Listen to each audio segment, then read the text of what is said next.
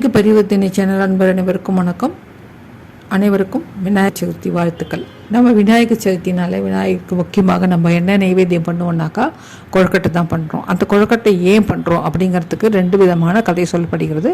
அது முதலாவதாக வர கதை என்னன்னாக்கா, இன்னொரு காலத்தில் ஞானபழி அப்படிங்கிற ஒரு மன்னன் இருந்தான். அவன் தீவிர விநாயகர் பக்தர். தினமும் விநாயகரை வழிபடாமல் வேறு எந்த காரியமும் செய்ய மாட்டான்.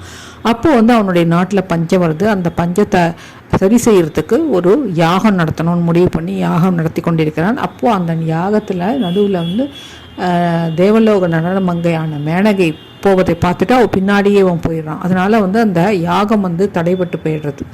அதனால் என்னதுனாக்கா, அஷ்டதிக் பாலர்கள் எல்லாம் கோபம் அடைந்து இவரை ஒற்றைக்கண் அரக்கனாக மாறுவாயின்னு சொல்லிட்டு அவனுக்கு சாபம் கொடுத்துட்றான்.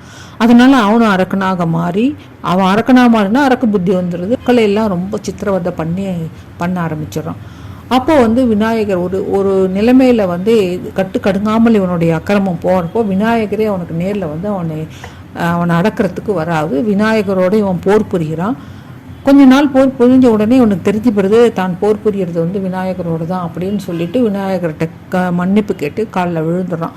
அப்போ விநாயகர் இவனை மன்னித்து ஏற்றுக்கிறாரு. அப்போ இவன் விநாயகர்கிட்ட கேட்குறான், நான் என்றைக்குமே உங்களை விட்டு பிரியக்கூடாது அப்படின்னு சொல்லி கேட்குற சமயத்தில் விநாயகர் என்ன பண்ணுறாருனாக்கா, இவனை ஒரு கொழுக்கட்டையாக மாறி அதை சாப்பிட்றாரு. அதனால தான் விநாயகருக்கு நம்ம எந்த நிலைமையில் இருந்தாலும் பிரார்த்தனை பண்ணிட்டு கொழுக்கட்டை நைவேத்தியம் பண்ணால் உள்ள நம்மளோட பிரார்த்தனையை எப்படி நிறைவேற்றுவார் அப்படிங்கிறதுனால தான் நம்ம கொழுக்கட்டை பண்ணி நைவேத்தியம் பண்ணுறோம் அப்படின்னு ஒரு கதை.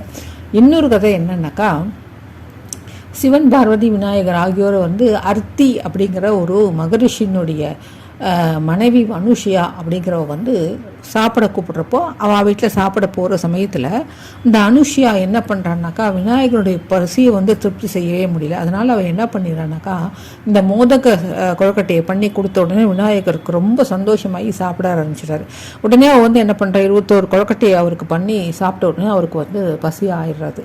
இதை பார்த்து பார்வதி தேவி என்ன சொல்கிறா, அனுஷியா போல எந்த பக்தர்கள் விநாயகருக்கு இந்த மாதிரி மோதகத்தை செய்து நைவேத்தியம் பண்ணுகிறார்களோ அவர்களுடைய கோரிக்கையை விநாயகர் நிறைவேற்றுவார் அப்படின்னு சொல்லி சொன்னதாக ஒரு வரலாறு. இதுதான் விநாயகருக்கு நாம் ஏன் மோதகம் நைவேத்தியம் பண்ணுறோம் அப்படிங்கிறதுக்கு கதை. மீண்டும் வேறொரு ஆன்மீக தகவலுடன் உங்களை சந்திக்கின்றேன். நன்றி, வணக்கம்.